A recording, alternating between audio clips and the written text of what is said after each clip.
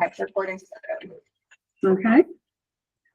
So we're ready? Yes. Okay, I would like to welcome everyone to the Planning and Zoning Commission meeting of June 4th, 2024. It's a special meeting.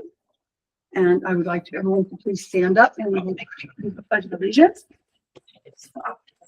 I pledge allegiance To the flag of the United States of America and to the republic for which it stands, one nation, under God, indivisible, with liberty and justice for all. Okay, I would ask commission members if you would please, give your names, please. Kenny Carson, Commissioner. Eric Bradley, alternate. Diane Ryan, Commissioner. Kitty Grant. Screw Braden. Oh, Bob Legnar, Commissioner. thank you, and that's it for on this, there. Staff members? Chuck Anders, attorney for the commission. Amanda Martinez, recording secretary. Dave McCollum, Land Use Coordinator. Excellent. Okay, so we have a continuation of the public hearing for Tim Draper, 830G Affordable Housing, 6 units, 9 Putnam Park Road. Are you ready for us? We are. Give me 1 second. Ready for you too? You want to go first? Yes, you are.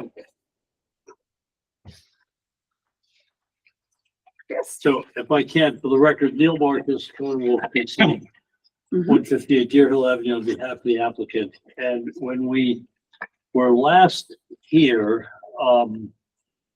in May, Mhm. there were a number of questions which the experts for the commission had raised.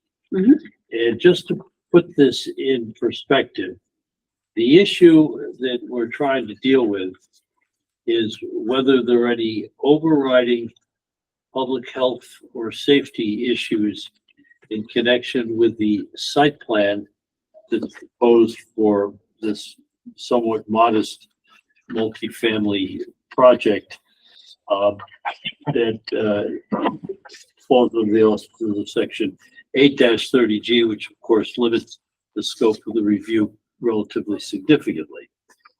At the last meeting, we were really getting into the weeds on some of the issues dealing with the septic system proposed. Well, actually, there's no septic system that is proposed. What we've shown is that there's soils in an area on the site which are feasible under the state health code for the construction of the size of a system that will be necessary to service the number of bedrooms for the project. And that's really the standard by which we are operating. In the review, both of the Bethel Health Department and the various consulting engineers that have been hired to look at it, we seem to be going a lot further than that, and actually talking about the design, ultimate design of the system. I'm going to encourage the commission not to pursue that at this point, because if there's any problem constructing the septic system in the future, then the septic system won't be constructed and the project won't go forward. We are submitting to you a project that we believe has the soil capacity to do a septic system. Now, subsequent to our last meeting, I've seen correspondence concerning wetlands investigations on neighboring properties, which is a little unusual, but granted that it's been performed, the question now has been raised as to whether there are any wetlands or water courses located on neighboring properties which would require further Inland Wetlands Commission applications for any portions of this project. And the two issues that we look at normally are the distance from the septic system and the distance from any drainage, retainage that's going into the ground.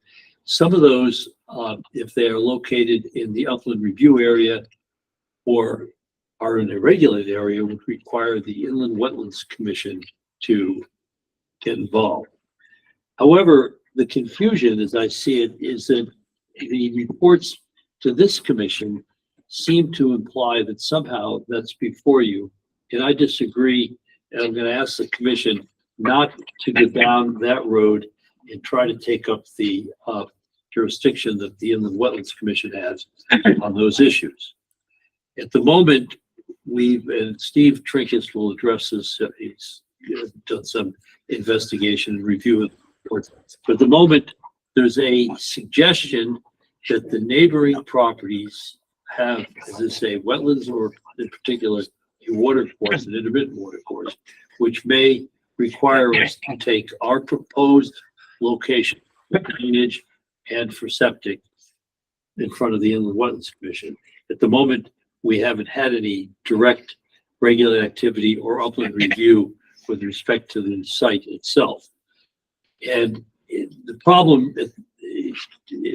quite honestly, is we don't have enough information based upon the investigation reports, because I haven't seen any surveys. So generally speaking, when you go out and mark out wetlands, you do it with an auger and you determine approximately based on either the species that's in the ground or the conditions of the soil where you think a line of wetlands occurs. Or if it's an intermittent water course, you examine the channel and the vegetation. And of course, you really want to know what the water flow is 72 hours after the last major rainstorm. But anyway, you look at those criteria, and then you actually flag that in the field, and you send your surveyor out, and they map it. And then based on that map and our maps, because our property, we've got an A2 survey, we can then determine whether there are any regulated activities that have been discovered on the neighboring properties.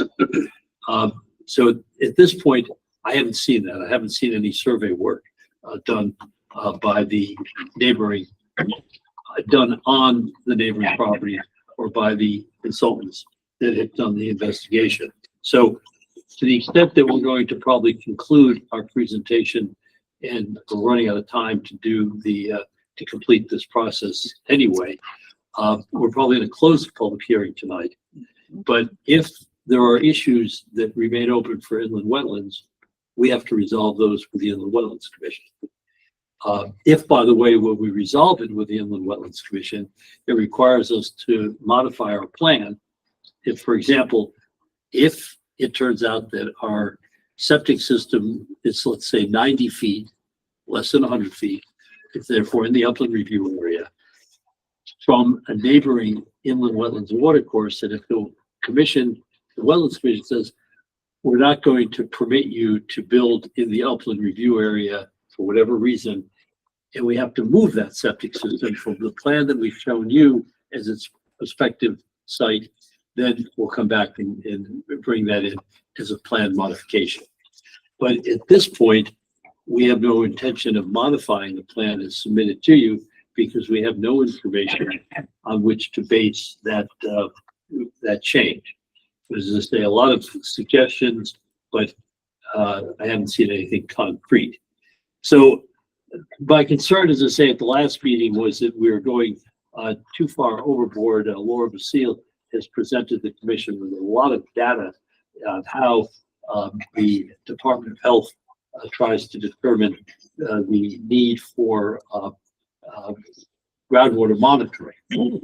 And we do have we have information from the Department of Health saying that there's no reason on our site to do groundwater monitoring, because the testing that was done by Steve Trinkus was done at the proper time of year.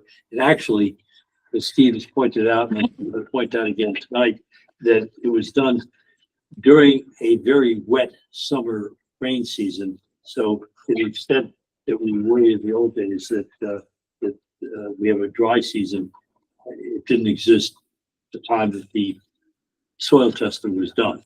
So rather than try to educate the commission on what the Department of Health is concerned about when it does require groundwater monitoring, I would suggest that if the commission has any concerns that the soil testing is not sufficient to determine feasibility, it's just feasibility, then you would ask, you can do as a reasonable condition of approval a requirement that the Department of Health in Hartford, review the testing position as to whether it meets the state health code. That's certainly an easy way to resolve it.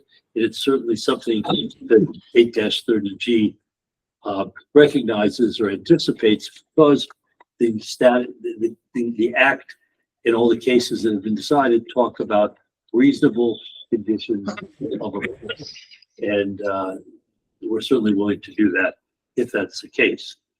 So that's kind of where we stand coming into this evening. And there were some specific questions that were given, particularly to our consulting engineer, for him to answer. The commission, I have notes here from the end of the last meeting, from the various members of the commission. And I think actually Bob Legner made some comments, and Kitty made some comments on the parking spaces and the number of spaces. And again, one other issue that was left open from the last meeting that I'm sure we're going to address briefly is the old swimming pool, the above ground pool that is slightly in the ground. Obviously, it created a depression. It has become a large puddle when there's a rainstorm. And we sent Jim McManus out to review it. He's commented on it. He's reported, as has the town's consulting engineers, and you have their information. Again, if there's a concern as to this depression that needs to be addressed, I think it can be addressed by a reasonable condition of approval. But quite honestly, it just appears to be exactly what everybody says it was, an area where there was a above ground swimming pool. And since there's a depression in the ground, the soil below that is pretty hard and doesn't drain. It's supposed to be hard, and that you get water that collects in there when it rains. And again, in my thinking, it's a large puddle, and that's what I think Mr. McManus has determined based on his analysis. So that's kind of the framework as we go into this evening. And I guess at this point, Steve, do you want to? Steve Trinket for the record, professional engineer representing the applicant. I just want to address the two comments that reflect on the plans to address Todd Ritchie's comments. We specified the compaction of the soil for the stormwater management system to what's called 95% proper density, which is extreme levels of compaction so that you do not get infiltration in it. And we also provided modified riprap on the 1-to-1 slopes around the stormwater management, as I said verbally at the last hearing. We did provide a response last Friday afternoon to Civil One's comments. We had then, I think it was Sunday morning, give or take, I got an email from David with additional review from Laura at Health. And then today we got, I guess, a follow-up Civil One. Correct, David? I believe that would have been yesterday. Oh, was it yesterday? Okay, I don't call. So at this point, I would just suggest let your other consultants talk, and then we'll make our closing comments. If you don't want to comment on any of the questions that were. I will. Actually, no, may I finish? Thank you. That you did not answer in this paper. There were a number of them. I will answer them after your staff and consultants have gone. Oh, okay. So I will do it that time. All right. So I guess at this point, we would ask that the commission, if it has any unanswered questions, or if their consultants have any, we'll try to answer. Okay. So, all right, then we'll go to David first. Thank you, Madam Vice Chair.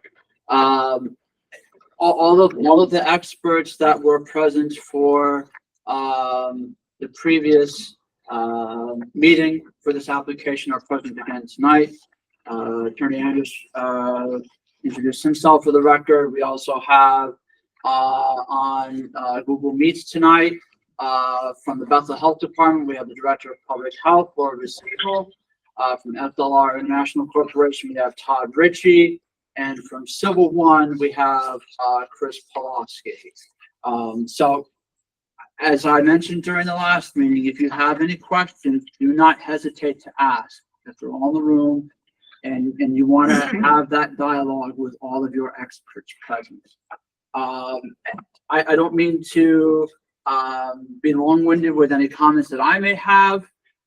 It is worth clarifying some things for the record, so I will do my best to be expedient.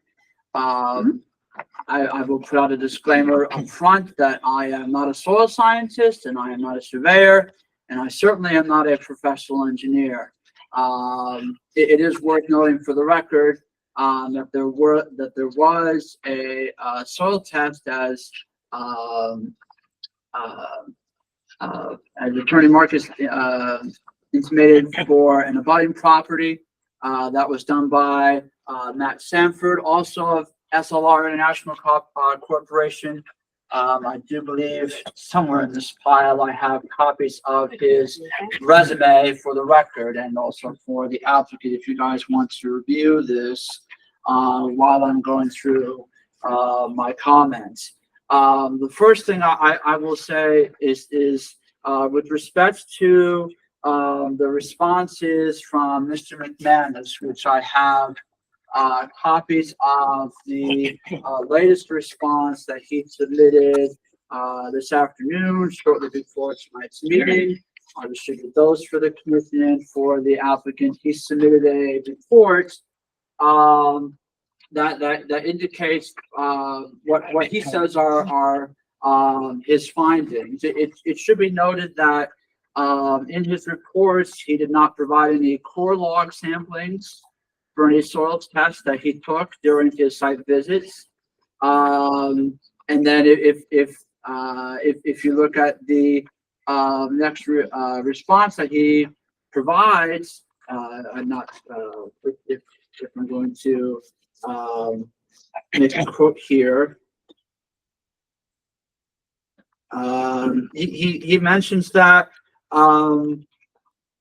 that there is an area of a very small area of poorly drained soils, i.e. regulated wetland soils within the bottommost part of the depression.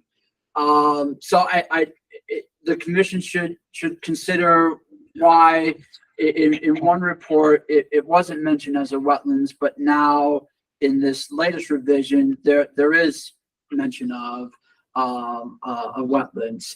Furthermore, in either of Mr. McManus's reports, he does not state the area of this wetlands, and I don't want to try to. It's not my place to question how far Mr. McManus can jump. He mentions that he can easily jump over this area. Well, what is its square footage? Furthermore, there's mentions of a pool, and it was worth investigating or to confirm that this pool that Mr. McManus says was once present on this property. I've reviewed all of the assessor's field cards, which I have copies of also for the records. I will distribute those to the commission and to the applicant. The earliest version of these goes back to 1947. None of those field cards appear to assess any kind of pool on that property. And furthermore, there were no building or zoning permits issued to indicate that there was a pool on the property either. So that is worth noting. As Attorney Marcus mentions, he is correct. There is no survey that was produced that definitively shows, on a survey where wetlands are. But SLR's mapping is based on GPS coordinates. When I conducted my site visit to the abutting properties with Mr. Sanford, he had a GPS device that he used to identify the coordinates for where each of the flags on his figure 1 map are located.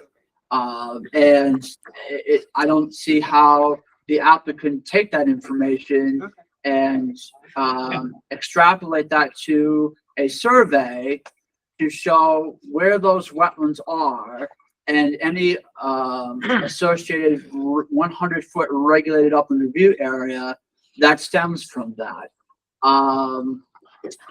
The figure that Mr. Sanford submitted for the record, it does show a portion of the regulated 100-foot upland review area extending onto the subject property, 9 Putnam Park Road. And it's roughly in the area of where where that stormwater management system is located. Without knowing how far it extends onto the property, it's worth confirming what the upland review area is on that property. As Attorney Marcus mentioned, there are some statutes that would come into play with respect to this having to go to the Inland Wetlands Commission. Excuse me, Madam Chairman, There are two. point of order, point of order. 1 second. Is this not a planning and zoning commission, or is this a We're wetlands? spending a lot of time on what. No, he's talking about, Excuse Go ahead. me, the staff can talk and you'll have your turn. This is just a point of order, that's all. oh, well, if you don't mind, I'd like to say something. He's referring to something that is on that property that needs to be talked about. The point. Everything needs to be talked about at our meeting, including from you and from us and from our experts. The point that is trying to be made, Madam Vice Chair, thank you, is that if there are in fact wetlands on either the applicant's property or any abutting properties, and if there are regulated activities associated with this proposed development, this application must also go before the Inland Wetlands Commission for their review. And this Planning and Zoning Commission cannot issue an approval until such an approval from them or a decision from them is rendered. That's why those comments are made. I can go furthermore into the report for Mr. Sanford, but I want to be sensitive with time. As Attorney Marcus mentioned, this is an affordable housing application. It's for how this commission reviews it, it is considered as a site plan. Site plans require actuality versus subdivision applications, which require feasibility.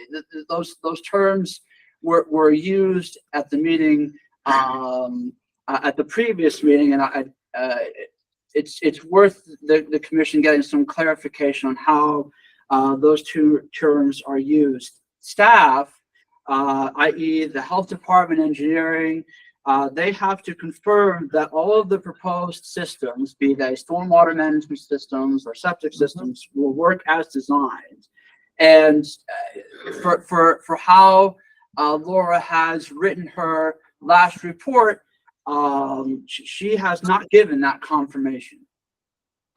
She's here to speak to that report, and I would certainly advise that you ask her to have questions. And to segue into that, with respect to previous requests that the health department has made, it's worth noting that they have also requested groundwater monitoring reports for other applications. A recent one that comes to memory that was before this commission is 47 Shelley Road.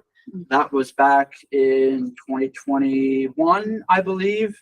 And then there was another application that was before this commission for construction of development at 43 Shelley Road.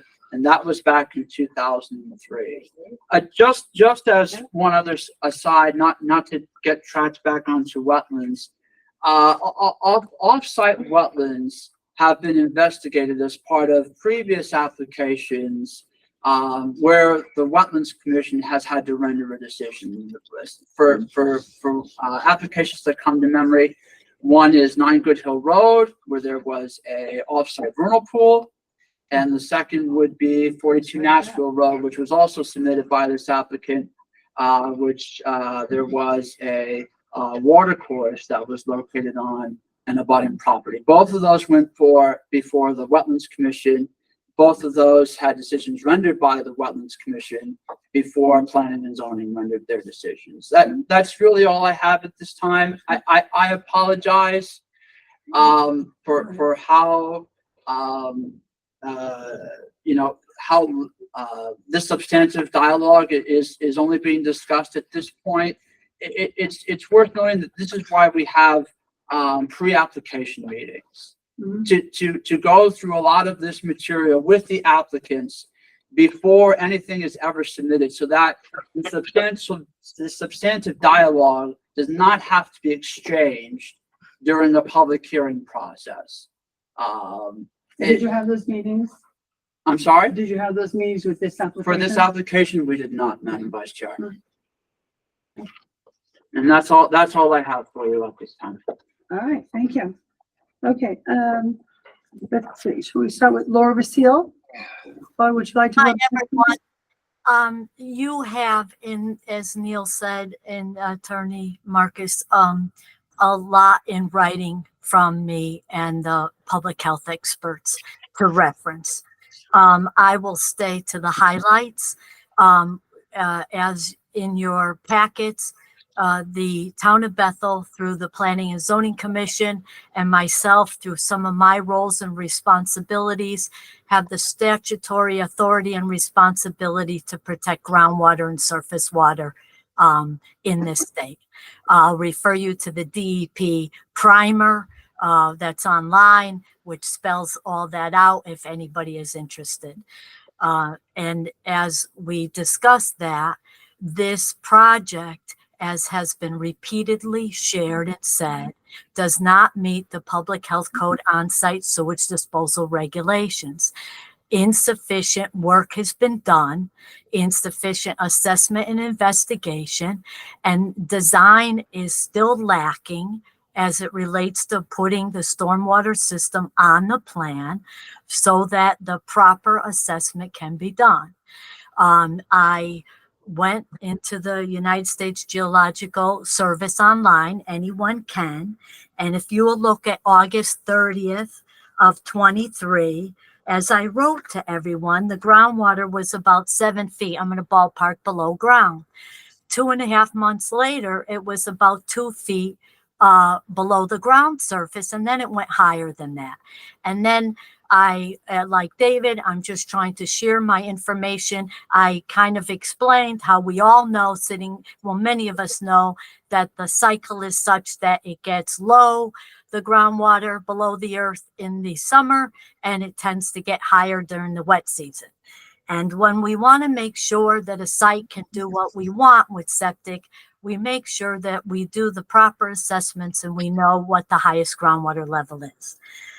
There were some other points that I made. I'm seriously concerned that the stormwater system wasn't put on the design plans. That's a standard practice, and it's just glaring. It's a glaring problem. I did talk about things just to support the record, how we don't create things that we don't know will meet the Public Health Code technical standards for public health and safety. That's a poor philosophy. We make sure that what we're going to approve can be done.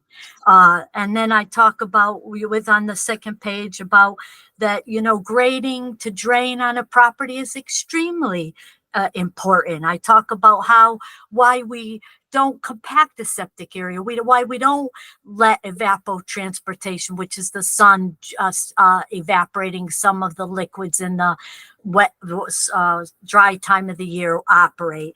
And then lastly, because I had to look at this again, I am also concerned that the design, and this isn't getting into the weeds, if you really have to do this, if you need 70 feet and 90 inches for that building 2 septic system area, we don't have it.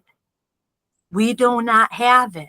And we should know what our alternative is now in the preliminary design phase. We should know whether we should cut a building back, or we should know what other measures that we should take so that we protect the groundwaters, the surface waters, and we have operating septic systems that can function. I tried to provide as much support documentation on these points as I could. Thank you, Laura. Mrs. Vasile, if I may ask, just as a point of clarification for the commission, how has the health department granted approvals for projects like this in the past? What is their standard operating procedure?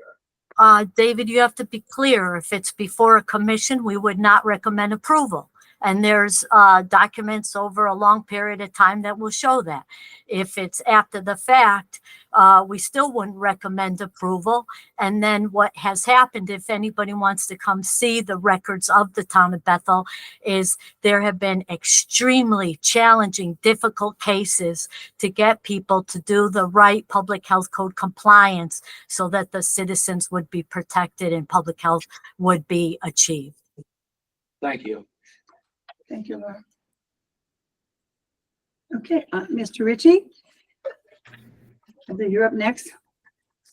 Good evening. For the record, my name is Todd Ritchie, professional engineer in the state of Connecticut, also board certified environmental engineer, registered environmental health specialist, and registered sanitarian. I don't believe I know the health department received a response letter more recently. I don't think I received any response to my May 9th, 2024 letter from the applicant or his engineer. So I guess I'll just have to summarize what I think has changed since then, which hasn't been much based on the, I think, 8 comments I had in that letter. At the last meeting, there was discussion about the parking. There was some presentation about that. So I guess there was a ratio that was presented as far as parking goes, and comparisons made to other projects in town, whether those other projects had 6 single unit residences in them and without any combination of any other size units is unknown. I don't know that was presented, but again, the commission needs to evaluate whether parking is sufficient, because there will be no opportunity for parking off-site and along Putnam Park Road. The pavement area in the front of the dumpster doesn't appear to be flattened anymore than the 6% that was presented last time. We recommend a maximum of 2% for drainage and for safety of this kind of non-standard rolling dumpster that somebody has to manually move each time the trash truck comes. So that was just a comment that we made as far as related to safety, and it doesn't appear that anything changed. We also recommended ground slopes be maximum of 3 foot horizontal to 1 foot vertical in accordance with the 2024 Connecticut guidelines for erosion and sediment control that state vegetated mowed slopes, where a slope is to be vegetated and mowed, the slope shall not be steeper than 3 to 1. And flatter slopes are preferred because of safety factors related to the operation of equipment. There's the number 4, which is the steep 1-to-1 vertical to horizontal slopes that were around the underground detention system, which the engineer stated last time he wasn't going to change, but I guess he changed his mind because he has changed that now to have riprap instead of some sort of grass growing on it, which probably wouldn't be able to be sustained. So there is riprap there. If the riprap is the way that this is being proposed now, we would recommend a filter fabric below it so that there's not channelization of water underneath the rocks and undermining of the riprap. As Ms. Vasile noted, the catch basins and drainage structures, pipes, tanks, underground detention infiltration system are still not shown on the proposed plan that shows the septic system. And I'm kind of confused about this. And Mr. Marcus is stating that the proposed plans are not a proposed septic system, yet it's a very detailed plan showing everything that's needed to show a proposed septic system. And Mr. Trinkus even quotes Mr. Pollock as from telephone conversations stating what can be done to fill in the depression, and also makes comments about how he is not responsible for design of the system or function of the system from unknown conditions that may occur at a later date. So there's a lot of, so limited liability, I guess, in the design of the system. Statements that you wouldn't see if this wasn't an actual design of the system. So it appears that this is a design of the system. I've never heard of a feasibility for a septic system design for a site plan application, which this is what this is.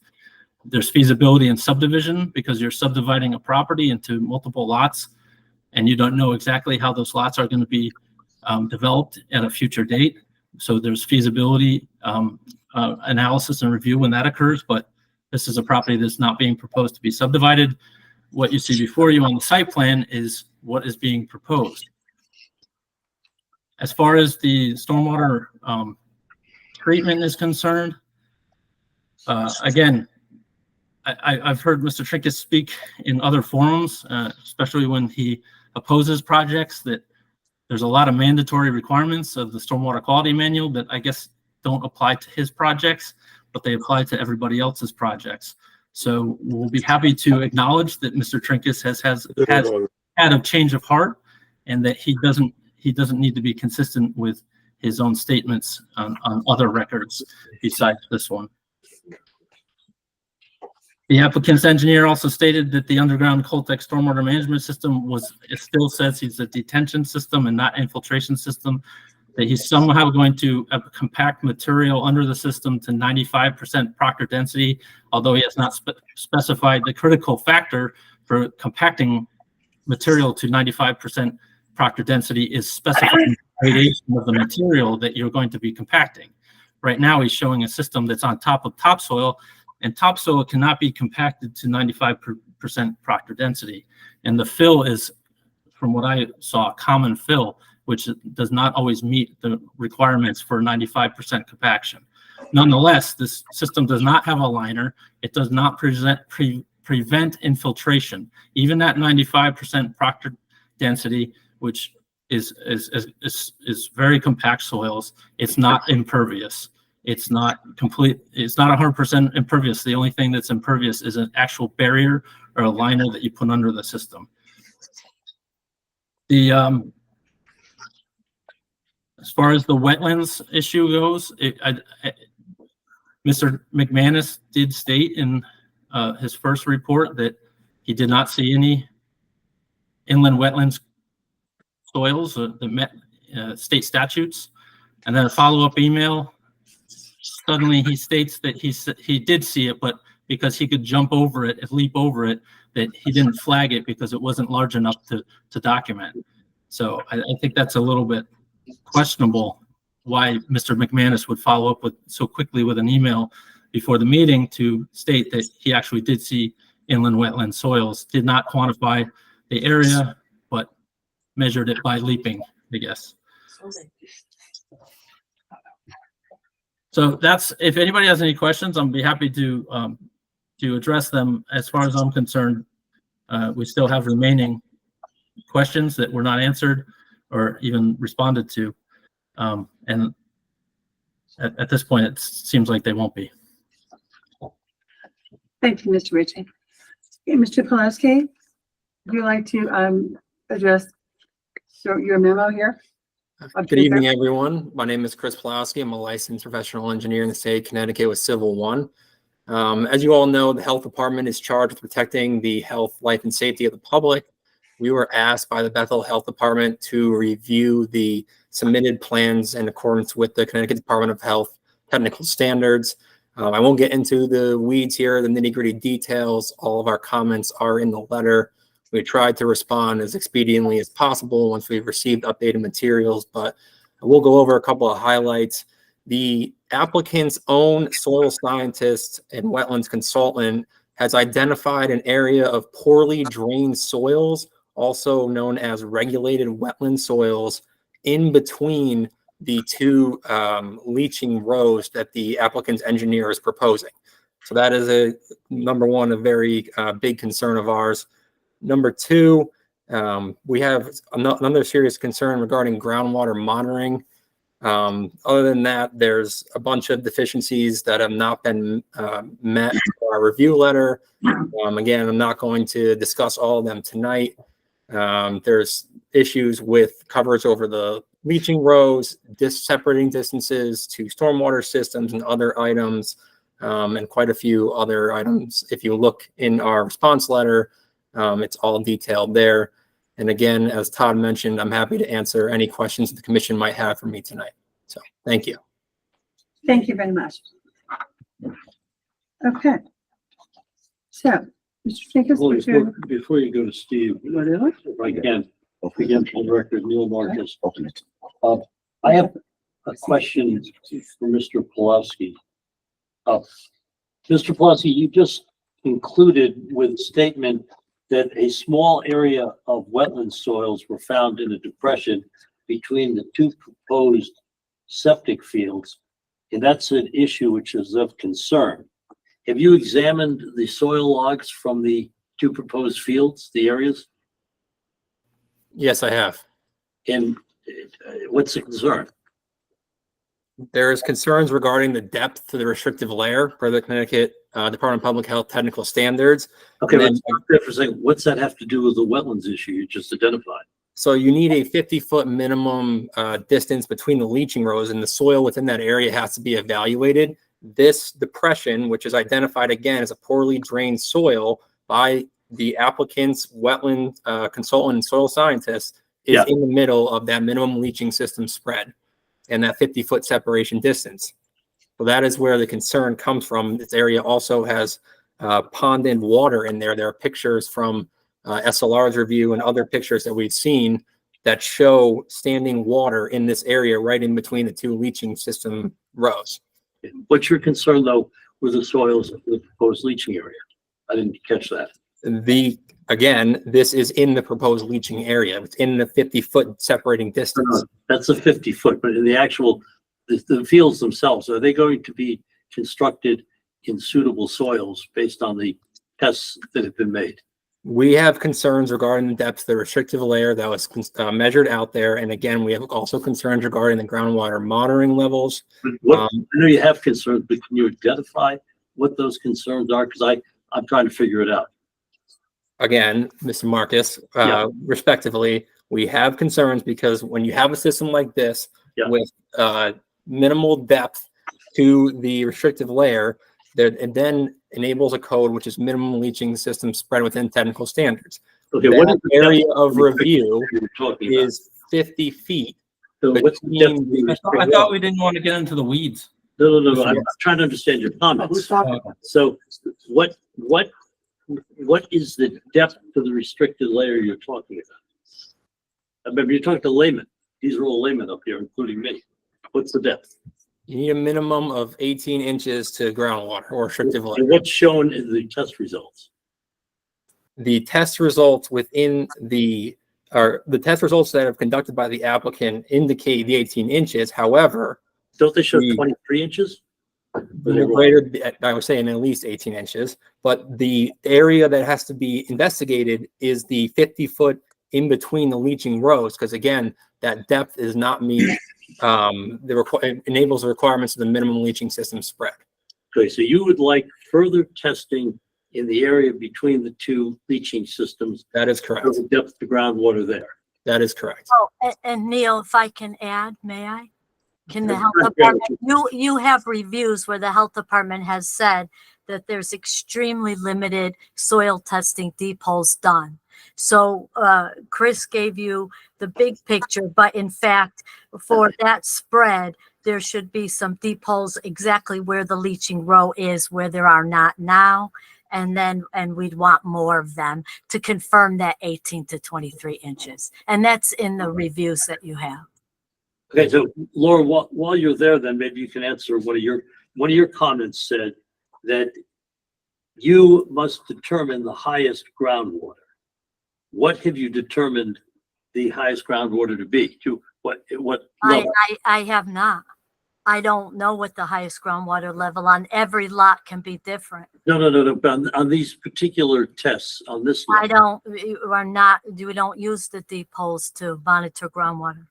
so you don't determine where mottling occurs in the We ground? do for the depth of the restrictive. Okay. That's the depth of the restrictive soil as we know it, but on certain lots Okay, or in certain regions that are very wet, like this area, you also do complementary groundwater monitoring. So you could take the depth of the restrictive and mirror it with the wettest groundwater monitoring, which is why it's on the pages of the code that I yeah, provide. that's what you do, but that's not what the Connecticut Health Code requires. You do that above and beyond. No, actually, that code was written way before me and maybe way after me. It's just something that you do when the lot requires it. It has nothing to do with Laura Vasile. It's good lot investigation. If there are wet soil conditions, there's a potential for marginal soils. There's an area on the lot where there's limited topsoil, and then you go right into hard pan, and which could have water right below the topsoil. Good, yes, but it doesn't. It could, but it actually doesn't. Anyway, Well, we'll find out. We don't know yet. one other comment you made. You said if you need 70 feet and 9 inches of fields for the building 2 septic, you don't have it. But you did that you said if you need. Well, I'm What do I'm you a need? What do you designer. actually I need? don't know. Steve can let us know. Right so now, let me ask you a question. right now, you have a site plan and you show 70 feet of a leaching row. Yeah. A deep distribution box is 9 inches wide. They're not on top. I wrote this all out in the review. They're not on top of the mantis system. They're either in between or they're on an end. So it's 9 inches right now. And many of the reviews notice this, as there's no rooms for any error. When you look at that building 1 row, the 70 feet, you can't go closer to the side property line because of the public health code. And you're right against the parking lot. So let me ask you a question though. So if you need 9 inches, it's not available. So again, I always worry about situations that start with if. So you said if you need 70 feet, 9 inches for building 2, you don't have it. Well, And let me ask you the follow-up to that if I can. yep. If you don't have it, don't you just reduce the number of bedrooms that you're going to put onto that system if you don't have it? Oh, it doesn't, lot development doesn't work like that. If you have an approved plan and you follow it. So No, but you're saying the plan might not be approved. actually what we would, no, well, see, this is a site plan. So once the commission says how far they want the parking lot, you would go back to the commission and explain. Okay, so The initial design was inaccurate, that it actually needed space for a D box and it was never allocated, but I'm giving the designer time to allocate it and tell the What you're really commission saying whether is they that- got to cut the parking lot back. but aren't you really saying that when you come in to the actual septic permit to build the system, that if it's insufficient, you may have to change the site plan? No, never. Okay, that's it. Okay. No, I am not saying that at all in any of the reviews. I'm saying that the designers, our expert engineers have shared with us, shows what can be done and that it meets the code. Okay, but the other question is to say, you have not determined the level of modeling yourself. No, we haven't, second guessed Steve and my office's determination on modeling. It's just that it's limited deep hole tests. So we need more deep hole tests and we need to do the groundwater monitoring. So we can see groundwater was 7 feet below the ground, not water, for the highest level of the groundwater on that site. Yeah. How many more deep holes are you looking for? Steve, does that D box, do you need more length for that 70-foot road to fit a D box? I'll address it when I get up. I'll address all And these I'm just asking, comments. again, if we're bringing this to a close, Lauren, as I say, if you're gonna ask the commission to attach any conditions and you want 3 more deep holes or 5 more deep holes, I am. guide them, but because I can't figure it out. I'm not, that's okay. Yeah. I understand. You don't do on-site sewage disposal. I am really, truly not recommending this project be approved until the work that has been spelled out repeatedly is done. Okay, and just another couple of questions on the experts. David, you said that first of all, there were no core sampling, no core log sampling was done by Jim McManus. That's correct. Okay. And what is the public health or safety issue that was created by that Well, it's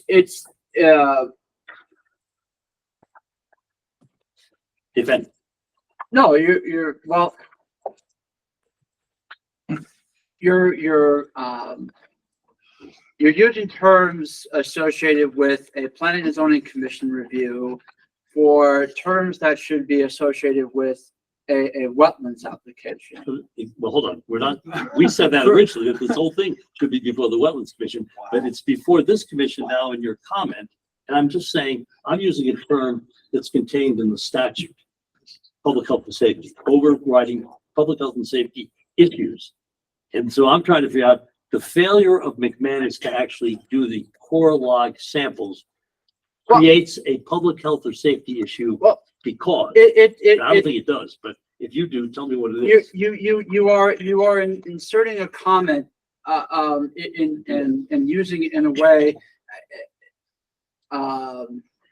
I myself, I am, as I mentioned on the record, I am not a soil scientist. Okay.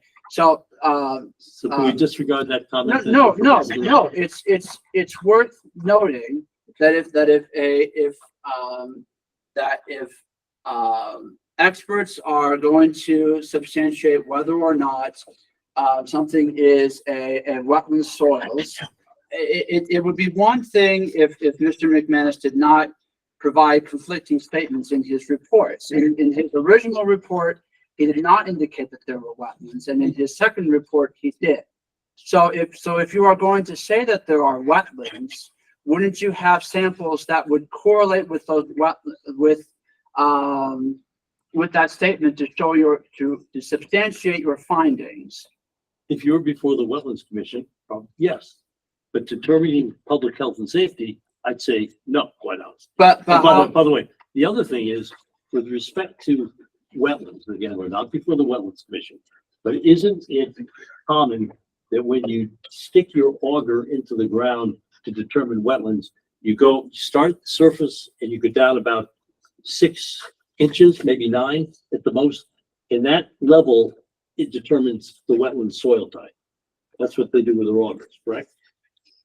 For my understanding, that's how a soil scientist would perform. The these soil samples. scientists normally dig out a depression in the ground, which is what Jim was asked to go into, and then do the soil samples below the ground surface. Maybe, how deep is that? 2 feet? 3 feet? 2.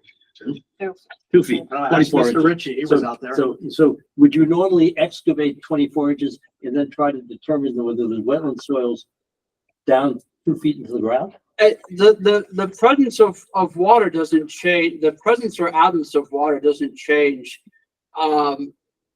where samples would be taken. Samples could be taken from the middle of a wetland or the middle of a water course. David? Shouldn't this be in inland wetlands? All I'm hearing is inland wetlands here. These comments are being raised. Well, I know, but my point is, why isn't this at inland wetlands? That's because the applicant has not submitted an application to the Wetlands Commission. That's why it's not before them. And there was no pre-application meeting to discuss what the conditions were of the property before an application was submitted. I'm gonna try to sort, just for the commission's benefit.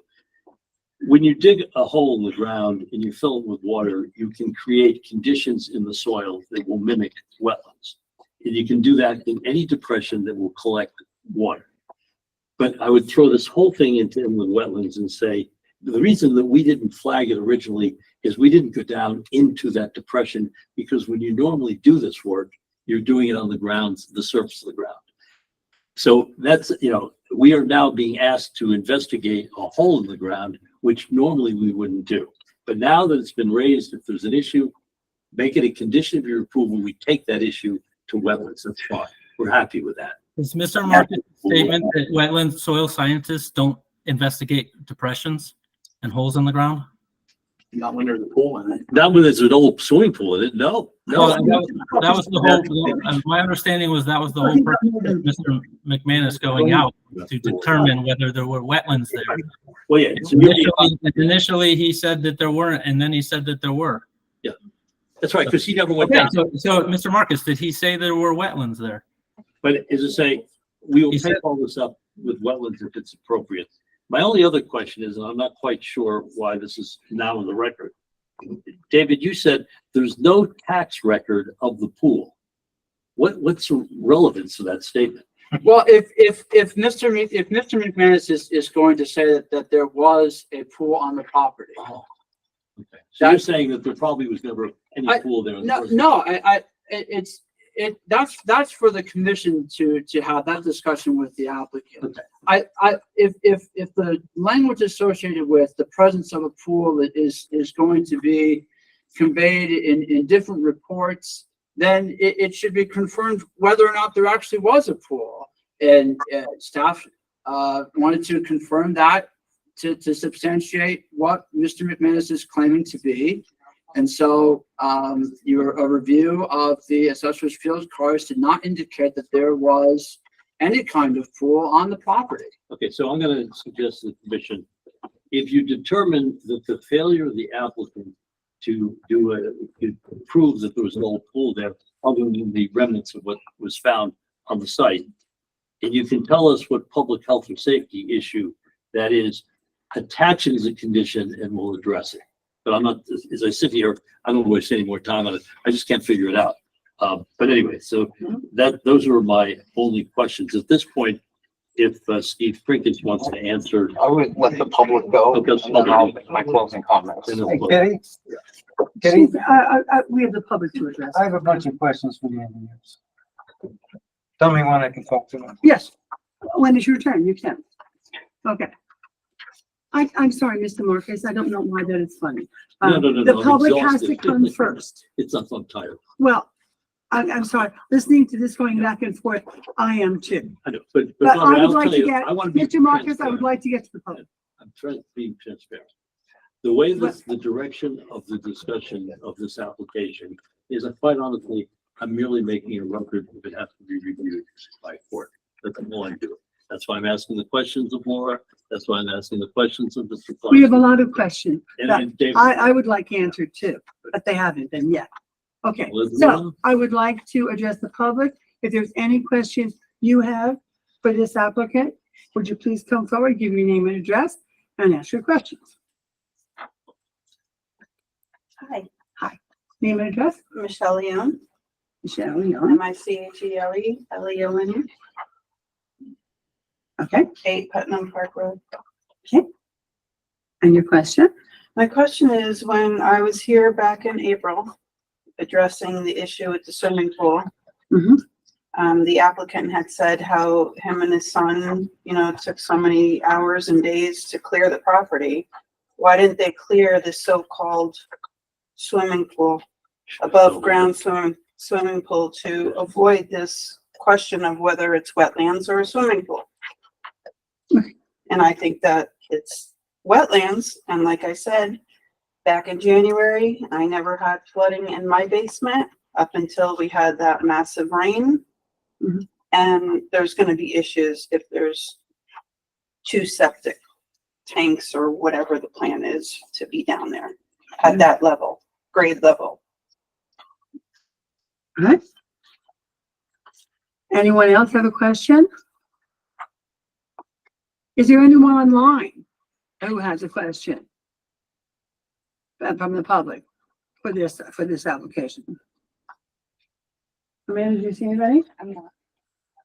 No? Okay, so would you like to answer the question, please? Would you? Well, I think somebody should answer the question the lady asked. Okay, the two questions. Why, I'm not sure I got the right one. Why was the swimming pool Taken in or out? removed? I thought you asked. That's what I thought. Tim Draper for the record. Can we have that question again? And Patty's Lane. The question is to Tim Draper, the Yeah. applicant, is he's claiming that there's an above ground swimming pool that is holding water. No. It sounds as if there's a liner or something that is creating a puddle, you said. Okay, Let Tim explain what he found when he got to the so I will address this. I'm sorry, I forgot Yeah. Mrs. Leon's question. I never said that there was a pool there now. We cleaned up the pool that was there. And everybody that was on the sidewalk saw the remnants of the pool.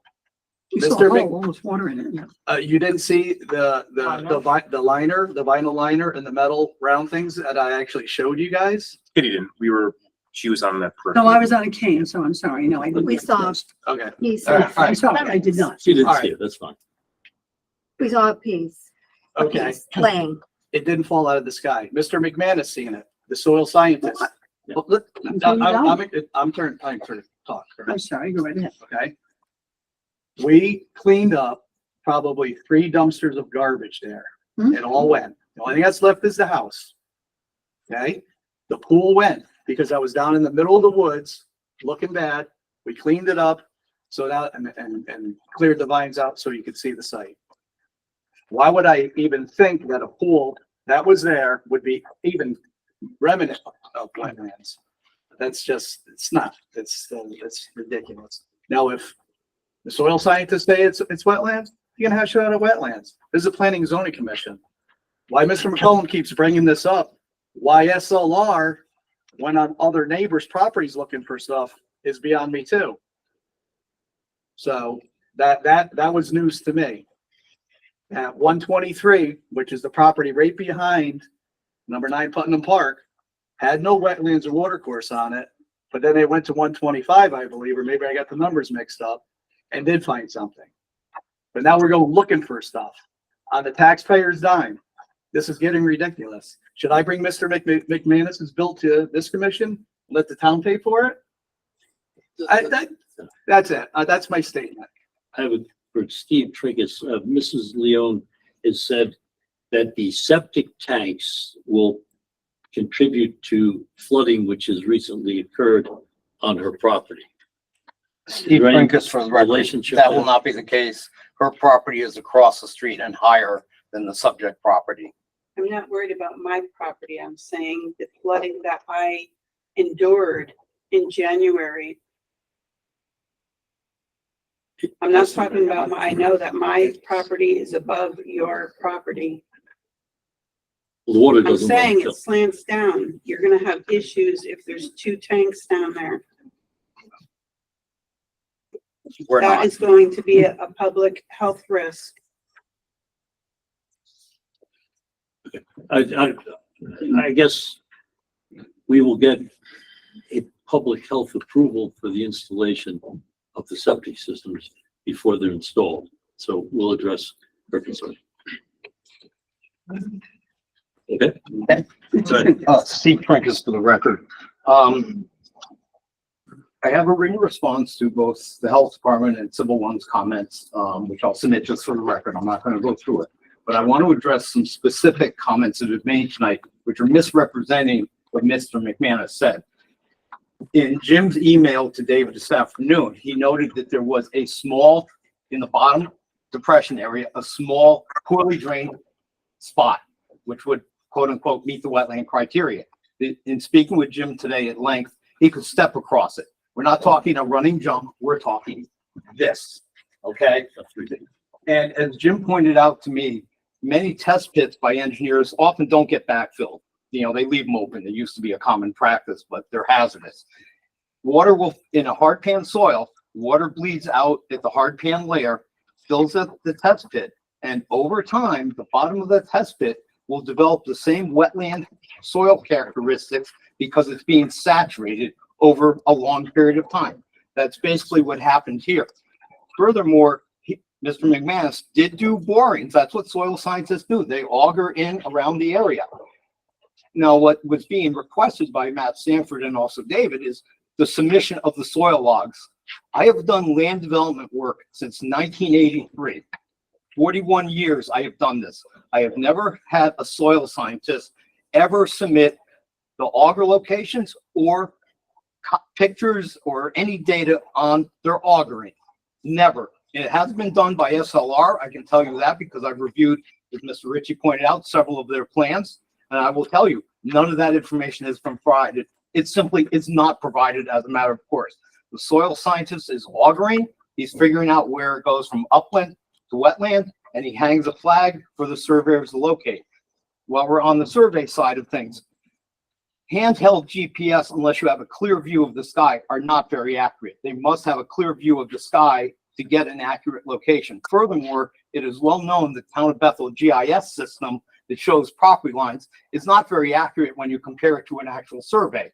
So the sketch Mr. Sanford put together using the GPS and putting it on top of overlay of your town GIS mapping is basically a pretty sketch in my professional opinion. As Mr. Marcus pointed out, you have to have a survey and a surveyor certification that is done to class A2 standards, which is a 1 in 5,000 foot accuracy. And the surveyor would locate that. Absent that, we don't know that wetland boundary, where it is relative to our site at all. So the sketch that was submitted is pretty much a nice, pretty picture, but that's all it is. Again, as Neil pointed out, we're asking for suitability here. Yes, I did design these systems. They're almost fully designed, but I could have just shown, you know, 2 rows, primary reserve, no fill requirements, no cross sections, no elevations, because just like a subdivision, as was noted earlier, all we're asking is for suitability. That's all we're asking for. We're not asking for a septic plan approval. We're not asking for a construction permit. We're asking the health department to say if the soils are suitable. What you're going to see in my response is we have 10 test pits in and around the 2 systems. The shallowest modeling is 23 inches. The deepest is 36 inches. The code is 18. So they exceed the code with no ifs, ands, or buts. It is widely accepted, not only in Bethel, but every other town in the state. Modeling is used as the indicator of seasonal high groundwater for the design of septic systems. It has been this way since I started doing this work in the early 80s. That has been the standard, and it's been the standard by every other engineer that comes in front of this board or anywhere else in the state based on my experience. It's widely accepted. Modeling is indications of seasonal groundwater. You have to have at least 18 inches. We're at 23 to 36. Quite honestly, it's not even close in my opinion. The bottom of these systems are not cheated into the ground. They're bottom at grade. So I have not a 18-inch separation to modeling. I have a 23 or greater separation to modeling. So it conforms. That's the bottom line. Regarding the USGS wells, USGS wells are deep groundwater. They vary between 50 to 100 foot in depth. I have one at the end of my road. And one day I saw the USGS guy out there a couple of years ago. So as an engineer, I was curious. So, you know, I went down and asked him what he was doing. And he told me. And I said, how deep is it? 100 feet. 100-foot well, a groundwater table in a 100-foot deep well versus a perched groundwater table in hard pan are apples and oranges. And I respectfully submit the health department should understand the difference. And if they don't, that's a whole nother problem, I think, as far as that goes. As far as the distribution box, this is not a Mantis system. This is a Greenleach system. The Greenleach system has a distribution pipe on top of this practice. So the D-box can actually set right on top of the Greenleach unit and the distribution pipe can go. So I don't need an additional 9 inches for it. Furthermore, all I can do is move the D-box to the uphill side of the green leach system with a 4-inch pipe that comes out and put a T in it to go to the green leach system. So let's stop splitting hairs with compliance with code or other things as far as that goes. The stormwater management system will not infiltrate water. You can compact any type of soil to 95% proctor density. I have done topsoil. As a matter of fact, the town of Reading had a serious issue when they did ball fields at their elementary school years ago, because they called out specification of compacting the topsoil to 95% proctor density. This is the topsoil on top of a grass field. Guess what happened? They couldn't grow grass on it, and the water couldn't infiltrate. The water ran off and caused the slope to fail. So you can compact any soil to that density. You wet it if it's dry, and you roll it with a sheep's foot roller, which is a roller with basically knuckles on it. So there will be no infiltration from this system. The other issue is this system is a lateral setback. It is not uphill. It is not downhill of the septic system. Those are the setbacks. It's a lateral setback. And again, it is not, and I repeat it many times, not an infiltration practice. So all of those issues are quite honestly moot. As I said before, the reason the stormwater isn't on the other septic plan is you wouldn't be able to read all the information on it. It's simply too busy of a plan. And that's why it was separated. But I did put distances, and Chris noted this in his response, that there are distances provided, and they all meet or exceed the code requirements. So those issues are gone. Regarding the 2-to-1 slope versus 3-to-1, we have used 2-to-1 slopes in engineering for fill slopes ever since I started doing this. You know, regarding the dumpster, I actually tried to wheel a dumpster out in our local, where my Planet Fitness is in Southbury. I asked the guy, I said, could I just see if I can move your dumpster? You know, with these metal wheels, they don't roll. You almost have to have 2 people dragging it out. They're not freewheeling. It's not like a rubber tire. So it's not going to go anywhere on a 6% grade when you've got 2 guys to turn it and bring it out to the garbage truck, as far as that goes. Lastly, I think most importantly, you know, Todd's comments about, well, you know, when I do reviews, you got to comply with the manual. I'll go back to my comment that I wrote previously in the Newtown Review, which I did earlier this year. Mr. Ritchie on the record said, that's a guideline. I do not have to follow it. He said that on the record. And yet here he is telling me it's gospel, it's cast in concrete. It doesn't work both ways. Either you comply or you don't comply. And in this plan, we have the catch basins, we have the offline oil grid separator to direct the water quality flow, which is the first inch of runoff, which is the dirtiest water, and to bypass around the cleaner water to go to the detention system. Again, taking it from SLR, they have said these are guidelines. We don't have to follow them. And I will tell you, having reviewed many of their plans recently, they don't. But that's another, you know, that's just for the record. But as far as that goes, you know, the soils are suitable here. I spoke with Matt Pollock at the state. He has no objection to it. Matt also told me when I contacted him that Laura had contacted him about the plan to fill in this hole with select fill. And Matt said to me, he told her that that's an acceptable approach. He also told it, you know, to me on the phone, that that's it. And again, you know, this is just for the record. I'm not going to go through these comments. I've beaten the dead horse, so to speak. But the bottom line is on this site, we have public water, we have safe access, we have ample site distance, we have code compliant soils on the site that exceed the minimum requirements under the code. And that's the bottom line here. And we requestively request that you approve the plan. Thank you. Thank you, Steve. Just a question, Mr. Trigger. Do you have anything in writing, checking under do you have anything in writing from Mr. Pollock? No, but my understanding, he submitted an email to the health department.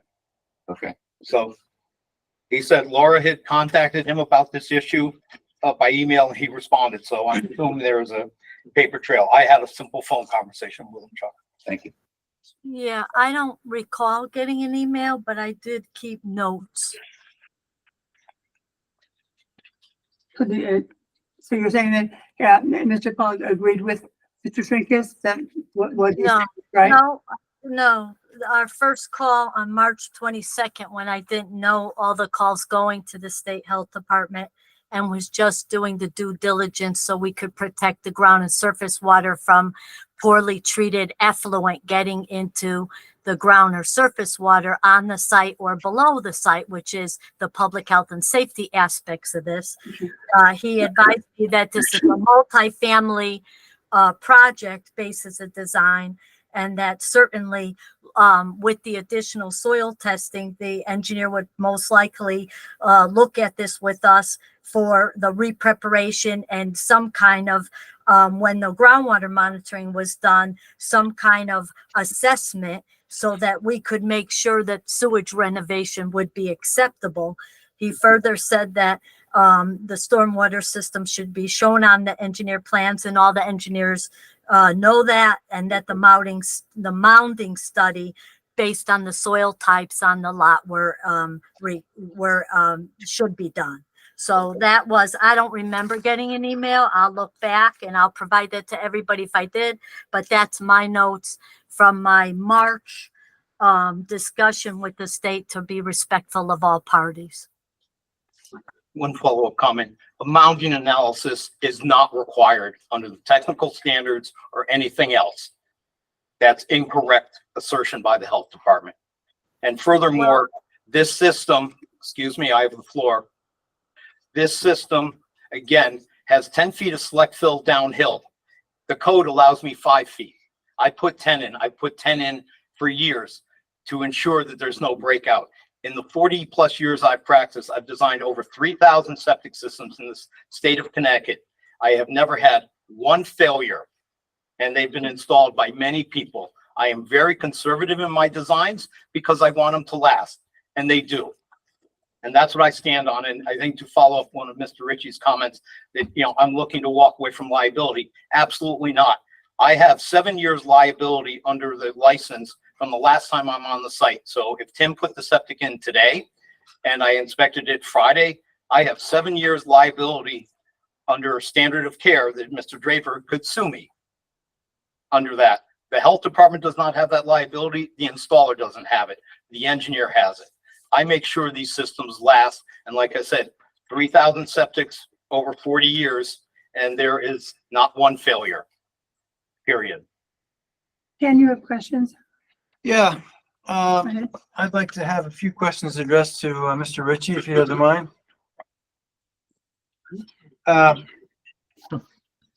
If this was a 4-bedroom house, would the system that is designed now be adequate?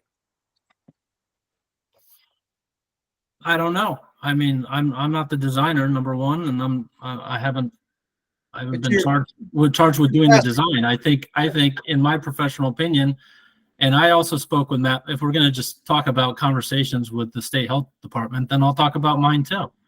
I had a conversation with Matt Pollock at the state health department, and he said the Bethel Health Department has every right to require or request groundwater monitoring. That's what he said. That's what he said to me. I'm not disagreeing with any of that. My Okay, question, but so I wouldn't know until that groundwater monitoring was done what the design would be. So if I was required to do the groundwater monitoring, then I would have to do the groundwater monitoring before I knew what design I would come up with for the site. All right, so, having said that, may I just ask a couple of questions on the reports that I have in front of me? So you said that you have, Mr. Trinkus, a letter or a form answering all these questions, but you have not submitted them yet? Quite honestly, I didn't have time. I got the email from David Sunday morning around 10:30. I got the additional email from David yesterday, sometime mid-morning, I think. And then this afternoon, maybe around lunchtime, we actually got the comments from Matt Sanford. I was out in the field yesterday. I didn't have a chance to write this stuff down until just before I left to come out to the meeting tonight. But Civil One, all of their comments are from 4/23. And I professionally addressed them in my first letter. I have a follow-up response to any additional outstanding ones. Again, we are not asking for a septic plan approval or a permit to construct. the issue here is only soil suitability under the technical standards of the public health code. So That's in, it. so in your application, your site plan, you are not showing a site plan that you think we should be approving. You should approve this site No, plan. no, I know, I'm not talking about your site plan. I'm talking about the septic system that you have written down. In the location that it is, yes. It's Oh, then, being served. which is it? Yes or It's- no? It's shown, we're asking you to approve the septic system in the locations that What it's you shown have. on the plan. Right. But you're not approving the actual design of the system, only the Well, you're location. showing of us a it. design. I am. I went beyond what So- is, what is needed. Next time, you know what? Next time I'll just show simple feasibility like we do for subdivisions. And we can save this whole debate. No, I've seen, in many of my years here, I have seen complete septic systems been designed and brought forth to this commission. I've seen that, and I've seen approvals and conversation about that. Well, on a site plan, a specific site plan, you may have. In this Yeah. case, we're just really looking for feasibility. We're not asking for a design approval at this stage of the game under 8-30G. It's simply not required. We're asking to approve a site plan for 6 units with parking as shown, the driveway, public water, and 2 on-site septic systems, period. That's it. Excuse me. Stu, do you have any questions? No, I don't have any questions. Diane? My question is, at the 3 weeks ago at the meeting, it was, the reason we were pushing it off 3 weeks was to have a wetland soil done on the site. Was that done? Mr. McManus was That's out the there, big yes. bonus But that, but if there's no specific, I mean, it's a couple emails, but I don't see any, He had a 1-page letter that I submitted This to is David required. yesterday. but it's It was not, about the pool. Where But It wasn't about the soil. it wasn't about the soil. It It's, was- it talking would about be, the pool. it was about, he was asked to investigate the soils in the depression where the former pool was. That was what he was asked to do, That's what and you that's guys what he asked did him do. to do. Yes. Based on the questions. Decided to ask. So, But the rest of the site had been inspected previously to determine further wetlands. But the You found timing it. was not what the health department wanted. No. Back in March. And so. Well, let I me brought address it up. And so we spent quite a few hours 3 But hold weeks on. ago on this, Well, and I we- just don't see a difference in what information we have. When we dug the Tessels at the end of August 23, Ryan from the health department, who's now, I guess, moving back to Danbury, Ryan came out. We had dug 16, 17 holes on the site. We walked over each of them. I showed Ryan where the hard pan layer was. I showed him the soil logs. who is this, Ryan? Who? Ryan from the health department. What's his last name? Bogum. Oh, Bogum. Yeah, I don't remember Brian's last name.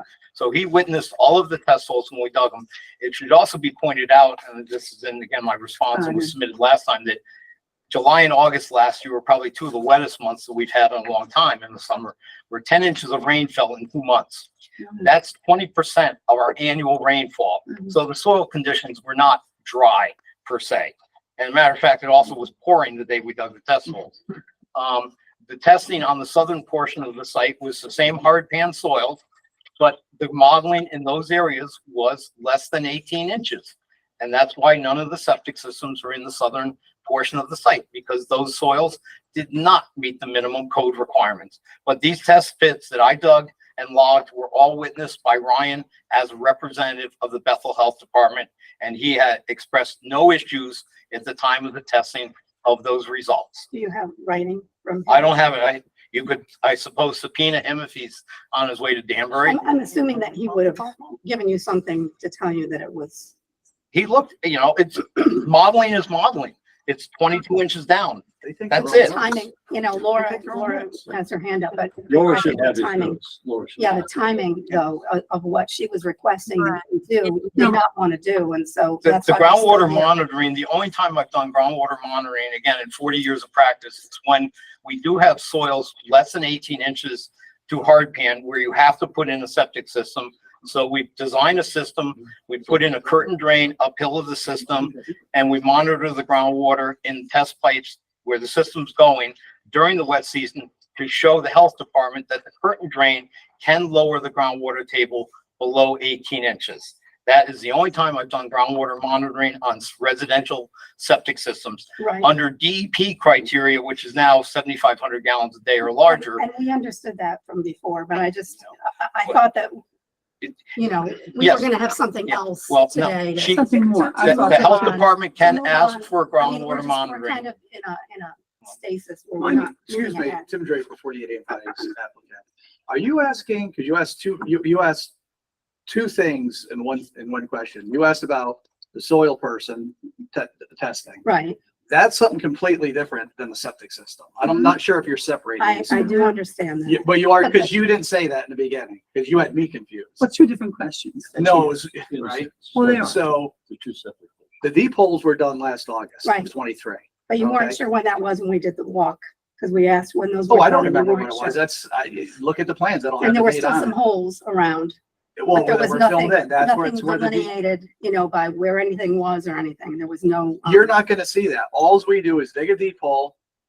Our surveyor comes out, they locate the deep holes, gets put on a map, and then Mr. Trinkus can do his thing with what they do.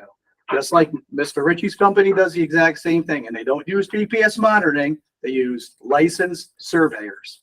Right. Okay, and- so there's that. Oh, no, And then everybody Laura knows. needs to address whatever, I mean, Okay. because this Miss, has been going on now for. quite a few Mr., I months. was, her assistant, Ryan Bogdan, was there to witness how many deep holes that we did? 17 or 18. Whatever it was, okay, from the town Bethel Health Department. He's logging it and Ryan logs it. I watch him. I sit in the machine and dig the hole, fill them in when they're done. That's what I do. Please, they both look at the soils. Mhm. My engineer Mhm. and the town representative from the health department. That's how it's done.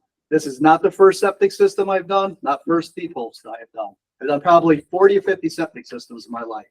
It's not what I do every day, but this is not rocket science, okay? It's not that hard to read the soils. Modeling is modeling. That's your season high water, your groundwater, okay? This is going off on such a tangent with this, it's making me, it's nonsense, okay? The second part is when Mr. McManus, at the last meeting, it came down to this depression in the ground where there was a swimming pool. Now, whether anybody believes me there was a swimming pool, I don't really care anymore, okay? Because now I'm being called a liar by certain people. I didn't, listen, I'm still talking, please get it, right? Because that's what I'm getting, okay? That's what it is. The next day I called Mr. McManus. Mr. McManus is one of the, he's probably in front of the Wetlands Commission more than anybody else as a soil scientist in the town of Bethel. Okay? Right now, if he could hear how he was just got beat up on here, it's amazing. Amazing. I'm flabbergasted that people are calling his professional integrity into question. Because that's what I heard tonight. That's exactly what I heard tonight. Jump over a pole, sit over the pond or whatever it was. No, I am gonna go on this time because I couldn't go on last time. All right? So, and I'm just telling you the way it was. Mr. McManus called me 2 or 3 days later when he got there, stated, Tim, this is a joke. I can walk over. I'm not even really looking. Yes, there's water in it. I can see the remnants of a swimming pool. I said, this is what the commission wants. Contact Steve and you can give him all the information. That's it. I'm just the applicant. My professionals do the work. Mr. McManus, Mr. Trinkus, Mr. Marcus. Okay? I guess the town, which I've never heard this done before, paid to have private property flagged for wetlands. I don't even know if it was flagged. Okay? Never happened before. I asked Mr. Lennon this, who sat on this commission for almost 22 years. He's never heard of that. I've never heard of that. Okay? So now the town, the entities that be are going looking for it. And as somebody had just said, when was groundwater monitoring done? Well, 47 Shelley Road. Well, who owned 47 Shelley Road? Me. Why is it always that I get this? Am I a special person? I'm really curious about the special treatment. We already have the town planner who has to recuse herself from any of these meetings. Why is that? No, I'm going too on. far. No, we're No, going I'm too not. far. I'm going. Yes, excuse me. Yes, Mr. Draper, you are. No. I will not have you No. speaking about Miss Cavagna. I didn't say anything bad about her. She has to Excuse recuse me. herself Yes, because she you did. spoke bad about All right, me. we're done. On We're the done record. with Ms. Cavagna. We're here for this application, Okay, not for something that happened before. And I'm not trying to be rude. I swear to you, I'm not. But I think this application is what we have to address. But the problem is we're addressing wetlands things But we're, in a planning and zoning meeting. This is nonsense. We're I've never addressing- seen anything like this before. and that Never. should have gone there Can I interject here? No, we didn't have wetlands Hopefully I on can it. get this, one second. can I calm this down just a little bit? That would be nice. This is Engineer Trinkus. For my own education, please. I'm just a dumb architect. The request was made to combine the sewage drawing with the drainage drawing. Would I be correct in saying that the sewage drawing is page 2 of 7 in your drawings? I believe it is. And then the drainage drawing, which is the one labeled site utility plan, which is sheet 3. Would that be correct? So I believe. No? Yeah, I believe it is. Okay, so isn't that already combined in the title page? It is, So you're saying but it's you can't very do it, difficult but to it's read. on the title page, all right? Well, it's on the title page, is that Okay. the overall picture, but Again, just for my yeah, clarification. it's there, so, and, well, engineers have scales also. But one last thing I want to say, because I want to finish my thought about the soil scientist. So Mr. McManus went out there, relayed everything to Steve, We have this letter. We have a Okay. choice. and now you have a second letter after SLR Mhm. went out there and went on other properties looking for Mrs. stuff. McManus went up, right? No, not Mr. No, McManus. the both of them. Somebody from SLR went Right. on neighboring properties. It Yes, I wasn't know. even properties that are abutting my property. Mr. Sanford, sorry, Mr. Sanford. The property that's not even, listen, the property that's not even abutting my But property it's has adjacent, no wetlands on it. adjacent to yours. No, it isn't. Yeah, 120, it is. 120 125. It is is not. down gradient, it's is down part of it. gradient of 123. 123 Milwaukee I looked at the Avenue map. abuts Mr. But Draper's it does, property. but it does. 125 is downhill of it. But part of the wetlands, does touch, the 100-foot property. I don't, well, what, No, that's all it is. Again, that's all it is. the fact of the matter, is we don't know if it's a 100 feet yard though. feet, that's all. Let him talk. We don't know if it's I know 100 what he's feet. saying. No. I know what he's saying. But it's sometimes it's okay for one company to do it GPS and one company has to use an A1 surveyor. And it's okay for one applicant that has to pay for a soil scientist, but it's okay for somebody who's not even applicant getting soil testing done for free on their property. This is really this is going on a slippery slope. This is not kidding. You know, I've been doing this. I've been doing this for a long time. And So it's have I. every one of my applications is the same. Yep. Delays, stall tactics. It's not finish it. delays. It's not. Yes, it no, is. it's not. Yes, it is. Yes, No, it is. I'm done. no, excuse me. I have been here for, no, please, Scott. I've been here for almost all of your applications. Yep. Yes, I have. I've been here for some, long before you, Neil, and I, believe me. And no, I totally disagree with you. What I have seen The record is, states different. may I finish? Agree to disagree. May I finish? Yes, we can, but may I finish? There are things that happen, tests that have to be done, like for instance, Laura bringing up a report and and she has to bring it up twice, and you bring up something else, and so that is what is making it, rather than getting together. Like if you had come, and I'm gonna say this, for a pre-application, Not required. wait, no, let me, no, it is not. No, it is not. And I will say that. But if you had, Neil, may I finish? A lot of this could have been taken care of with a pre-application process. And then there wouldn't have been as many. Because what I'm seeing is a question resulting from a question, from a question, from another question. That is why you have the length you have, in my opinion. And after 31 years' experience, I'm entitled to have one. Laurel Draper, 48 Amp Patio. Go right ahead. The questions are all coming from, All over. yes, and Mhm. we're trying to provide the answers. Right. The way I'm understanding it is you guys are going out of your lane, basically. Okay. You know, this is, yeah, wetlands. why are we talking about that? I mean, I'm kind of new at this, but from what I understand, that's out of your zone.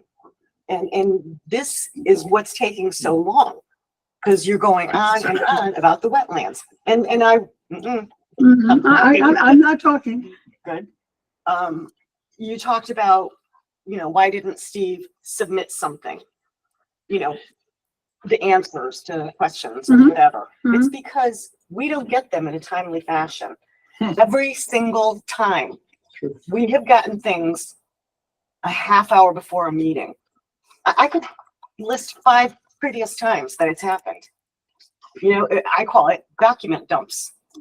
They do it to us consistently, usually coming from Mr. McCollum, last minute, half hour before a meeting. And, Steve stuck with 20 pages of something that we have no time. So to me, it's kind of funny that you would say that. Why weren't we prepared with the answers? Because this happens to us all the time.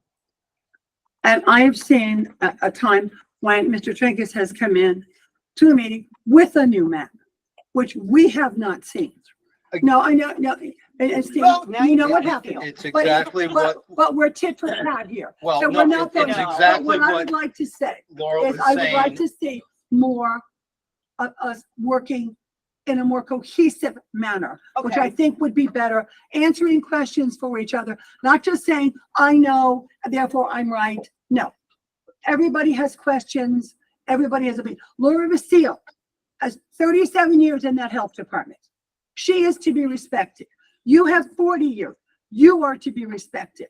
We should be respecting each other to get knowledge, to make this process a better process for the town of Bethel. And that is the way I look at it. And I would say, as a taxpayer, Me too. we don't get a paycheck every Friday like most people do, So Kim, I have 50 years. I should be home in bed. But I respectfully ask that if somebody wants to submit 28 pages of questions, we don't get it, 3 hours before the meeting or a day before the meeting. That's unheard of. I mean, I looked at the documents we got the other day, and that was just. That's okay. I understand that. Most of the information is on the table. It's all been discussed. Okay, so now here we are. Okay, does anybody else have any further questions? David? I think it's worth, staff clarifying some comments for the record. Okay, with respect to the pre-application meetings, the commission discussed making those a requirement at some point and reiterating that is a requirement as part of the submission. So let that be known for the record, that is part of the standard process for submitting an application. I apologize for injecting the dialogue of tonight's meeting with comments for wetlands, but to staff. Tonight was the first one you did it. But to staff's knowledge, there are no exceptions with regards to 8-30 Gs for the Planning and Zoning Commission to render a decision on an application before a decision for the Wetlands Commission has taken place. That's important to note. Okay.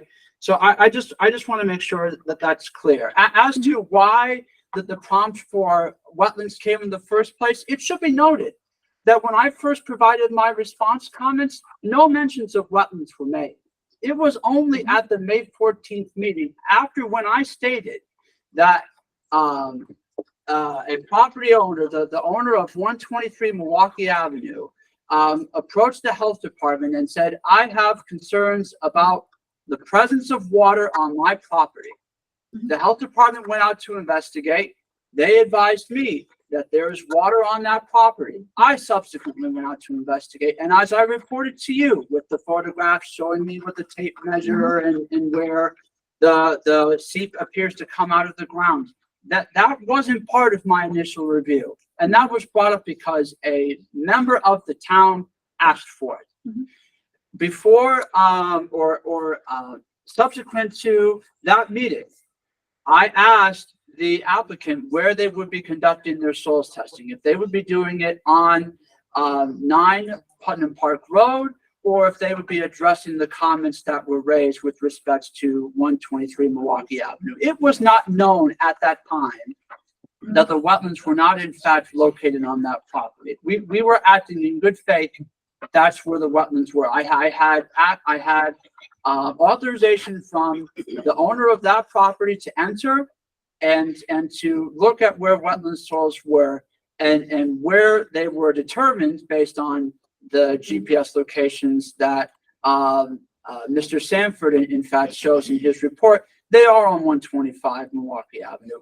It should be known for the record that I reached out to the property owners for that property, the Siemens, in good faith to say, Mr. Sanford and I were on that property. We went to look for, we went to that property with the understanding that we were located on property adjacent to him. It was not deliberate that we entered his property. And if he had any questions about what we were doing out there, to call us and ask. Okay, so that was sought for. Let's make that known for the record. It wasn't staff trying to look for wetlands. It was because we were answering a question that was raised from a concern from an abutting property owner.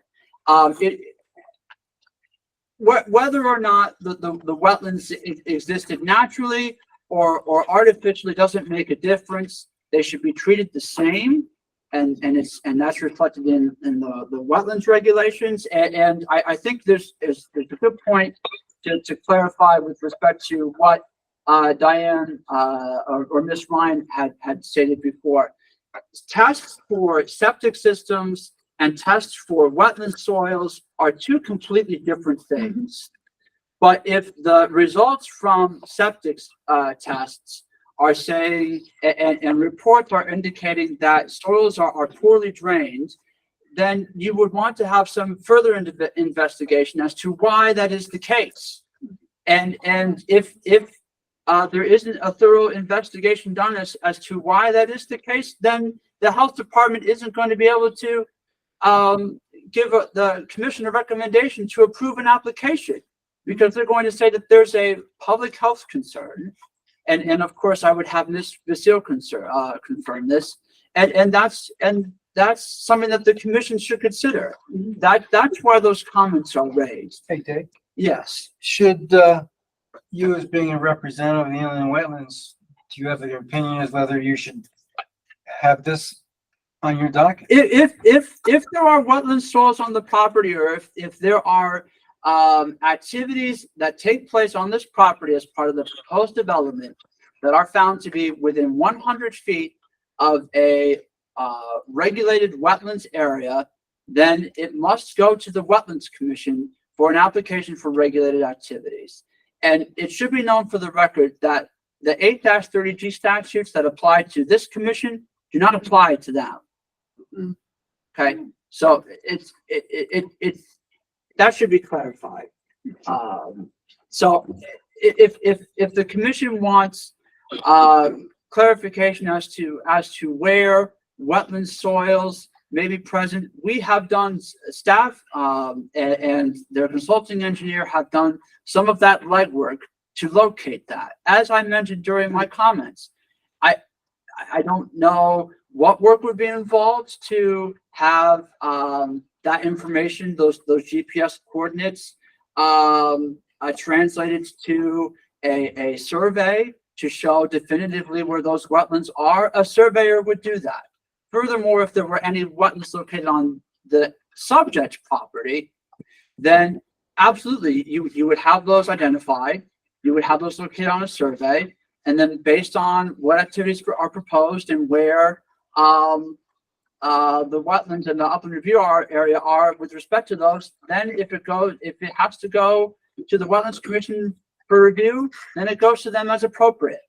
One thing I would just like to add while I have it in thought is a memorandum that has been previously issued by staff regarding affordable housing applications.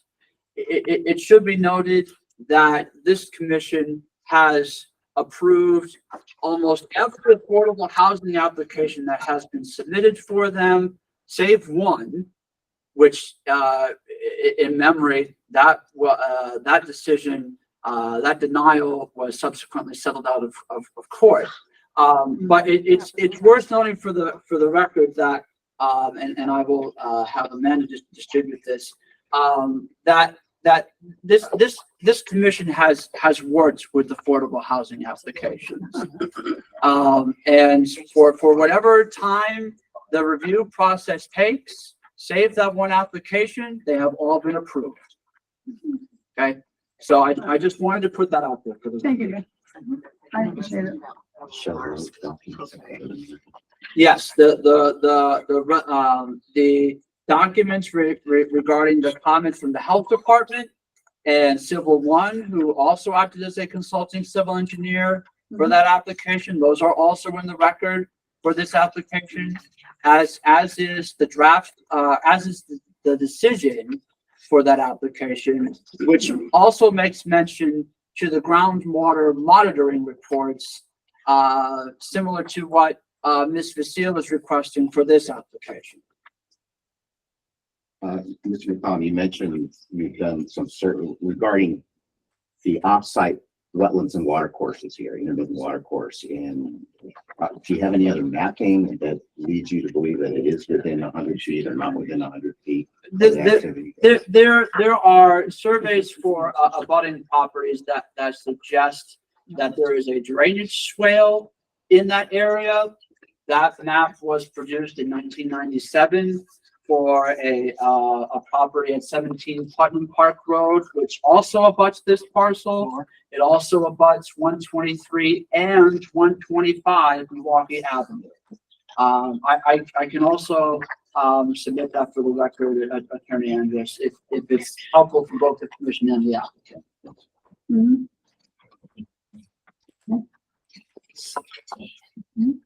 That's all I have, Madam Chairman. I thank you for your patience. No. I apologize again. No, this is a public hearing. Everything should be on the record. Everything should be up. I don't think we need to apologize.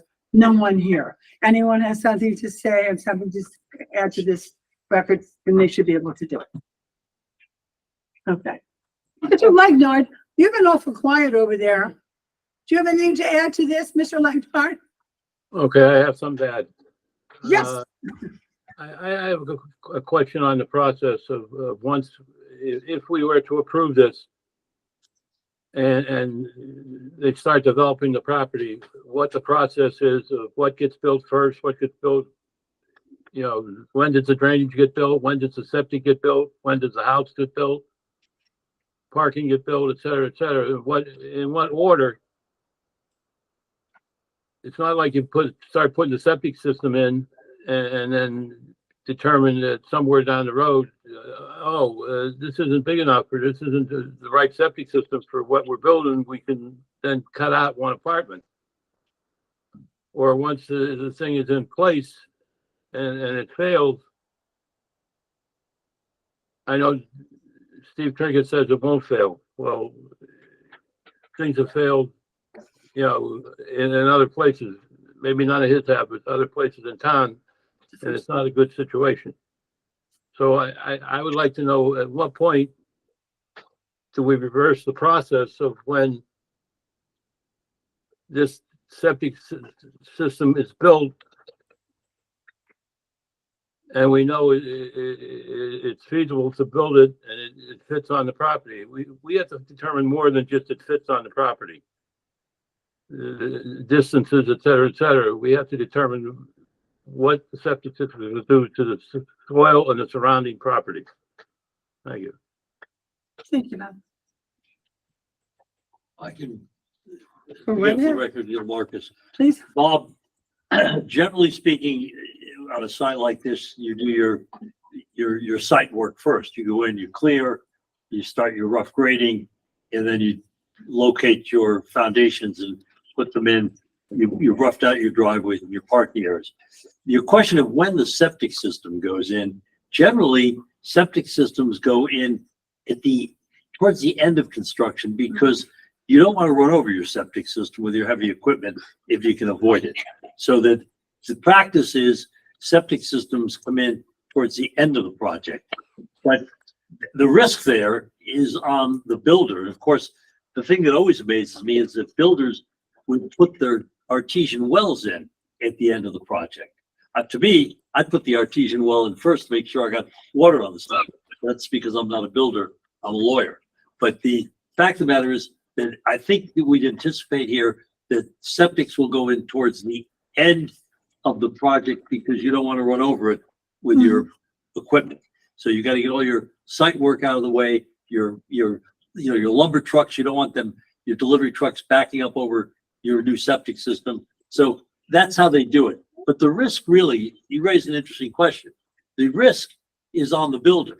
The risk is, of course, that he's got to have an approved system and he's got to rely on Steve Trinkus saying it fits in there, and that when they shoot the elevations for the fields and the distribution boxes and everything works in accordance with Steve's approved plan.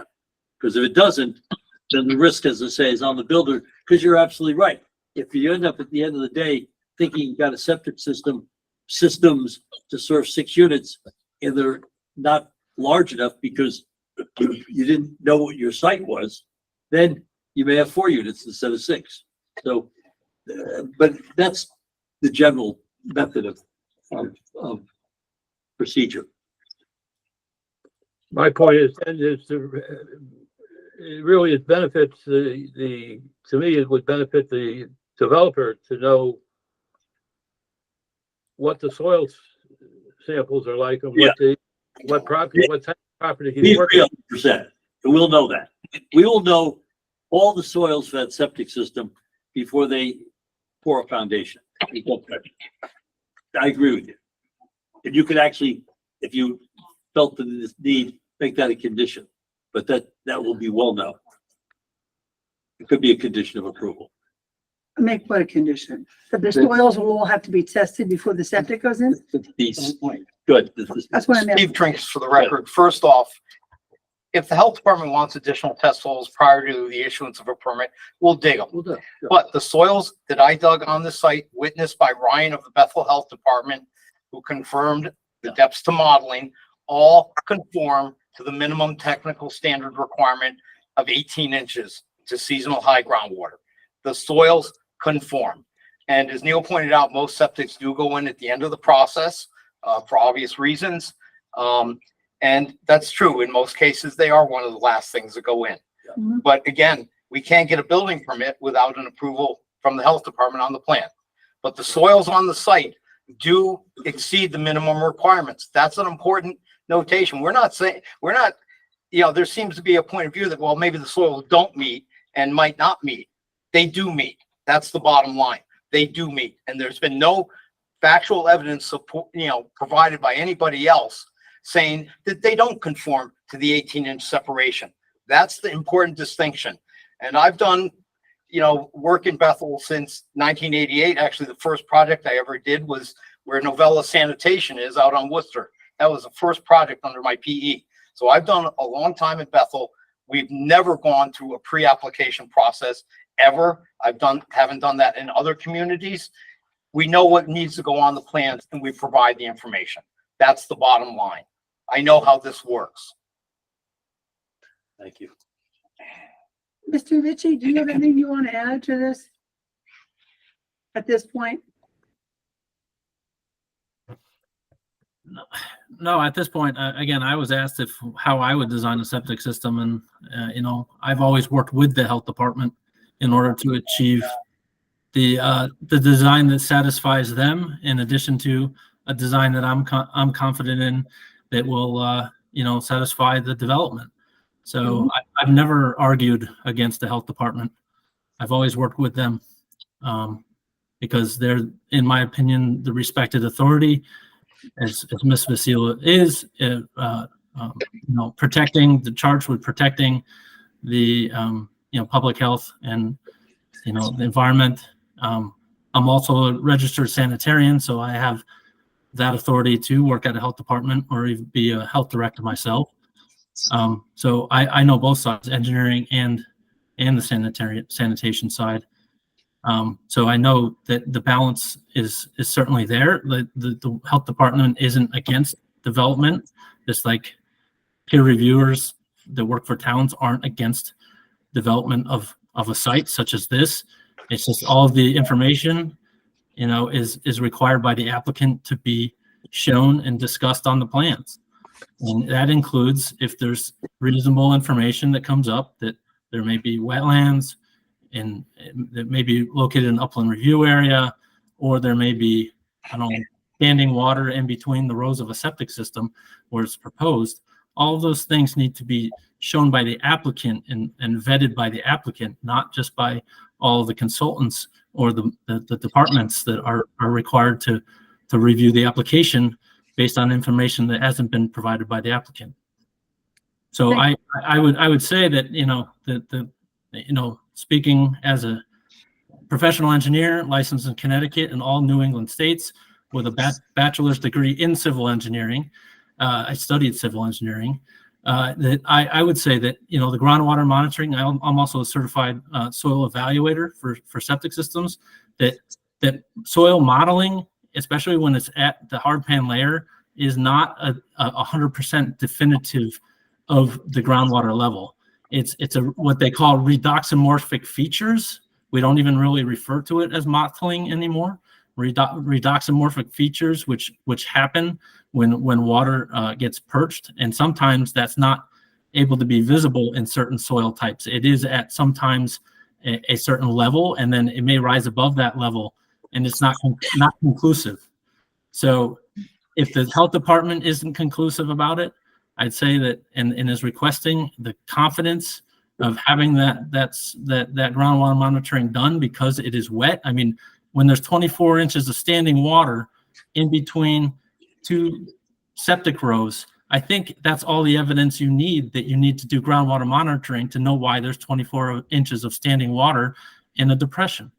So, and nobody knows, and it hasn't been presented by the applicant, what has created that depression in the first place, other than alluding to some sort of above ground pool that was put below ground, partially below ground, with trees all around it. Again, it doesn't matter, as the applicant even stated. It doesn't matter about whether there's a pool there or not. And what matters is, number one, is it wetlands or not, which we have now found out there may be, or there is, even though the first letter didn't represent that. And we don't know to what extent. It was little, small, maybe, but by what standard? There hasn't been quantification of that. So that could be for another commission to review entirely, but the fact that there's that condition makes it the burden upon the applicant to prove that or whether or not that is suitable, and whether or not what is being proposed to potentially fill in a wetland. If there is wetlands, if that's the case, all of these things need to be presented and openly by the applicant through the application process, so that all of the commissions can review it as applicable, and decisions can be made according to those facts. So that's what I recommend, is that the commission really think about that as they move forward. Is you have my comments regarding health and safety, as Mr. Attorney Marcus had mentioned. A lot of focus is on health and safety, but keep in mind, just because it's an 830G doesn't mean that there's a bypass of all the regulations in the town. It means that you have certain standards you have to uphold when you make if you don't approve a project, or if you choose to approve a project, and attach conditions. There's criteria for that. So I would just say that if you have any questions, again, in conclusion, I'd be happy to answer them. And that's all I have. Thank you, Todd. Laura, do you have anything you want to add? I just want to reiterate that we have a statutory authority to protect the ground and surface water from poorly treated effluent, that we have a significant excavation 17 feet, 16, 17 feet below a proposed septic system. I mean, you don't usually see plans like that, and we can look at it, and we're not saying no, but it needs proper assessment. We'll also look at the other things that have been informed and came at the table. It's my experience, and that homeowner kindly shared how much water flows downhill on Putnam in this territory, and actually that whole road, and it keeps going. And we have to make sure that at certain times of the year, the groundwater isn't so high that there's not separation between effluent and that groundwater, so that we don't contaminate it. Ryan Bogan could offer you a letter. I spoke to him when the applicant spoke about this before. We're called out for soil testing all the time. There's no discussion unless it's somebody who's very comprehensive. If they request soil testing, the health department agent goes out, they look at the soil holes, they witness that they saw them, and they leave. Ryan is indicating that he did not have a discussion about this kind of multifamily, comprehensive, very compact project, that he just looked at holes. And at that time, maybe the health department thought we were going to see a residential home there. Going back to something someone said before, if you could show the stormwater system on other maps, you can certainly show it on the septic plan. It's just so important. Lastly, I have given you all the regulations. This isn't about Laura Vasile. These are the Connecticut Public Health Code technical standards, and I gave you the citations, and I've tried to explain what they mean and why. We don't want to get poorly treated effluent in ground or surface water. And if you will direct us, and it's true that this should be accurate. Right now, if water goes below 1.5 feet below the ground surface in 10 feet within that septic area, we should know that. And we should also know the stormwater mounding system. And to respect all parties, I did call the state health department, and I did vet that out, and they said to require that. And that's why we've done so. And thank you for your time. Thank you, Laura. Mr. Pulaski, have you got anything you'd like to add at this particular time? Most of my concerns and comments have been addressed, or not addressed per se by the applicant, but have been discussed at length in this meeting and echoed by the other consultants on the call here. The one thing I'll leave you with is that public health and safety have not been protected as provided for in the technical standards. I thank you for your time, and any further questions, again, I'd be happy to answer them. Thank you. Thank you for your time as well. Mr. Marcus, you have anything you want to add at this? Only to say that I'm gonna have to take my leave because I have a 9 o'clock Well, appointment. that's okay. If this matter would finish in That's 2 okay. hours. Well, So- I will have 2 minutes of Mr. Marcus's time. So David, let's- that's for the You can have record. it, but I have to. When Ryan came out to witness the deep test holes, obviously we had a single family house on the property. And he goes, "What is the plan?" And we said, "We don't know. The house is gonna be torn down. We don't know if we're gonna do a single family house." He specifically asked, because obviously with Mr. Draper, we've done many 8-3G. Well, are you gonna do maybe multifamily? And I said, we haven't made that determination yet. But he asked that of me the day I did the deep test holes. He also asked that again when I did the percolation test about a month later. So it was clearly in his mind.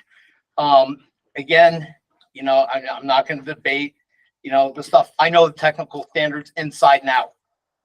I read them way back in '88, and I've read all the updates year to year. This is what I do for a living. This site conforms to the technical standards under the health code.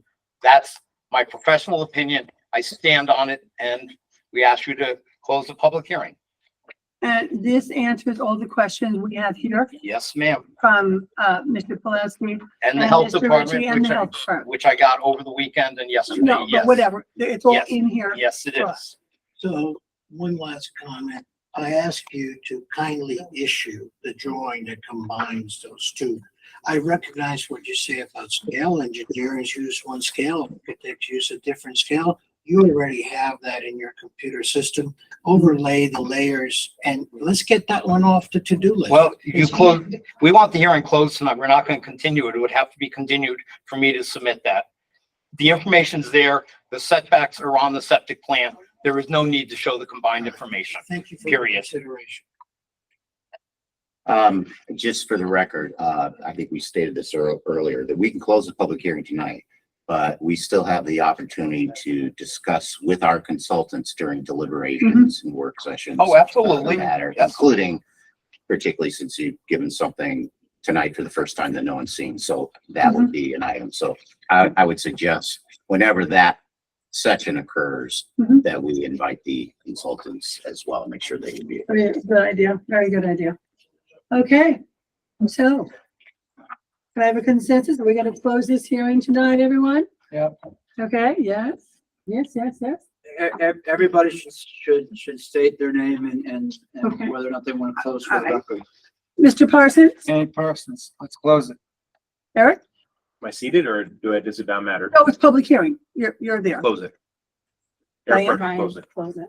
Kitty Grant, close it. Sproul Braden, close it.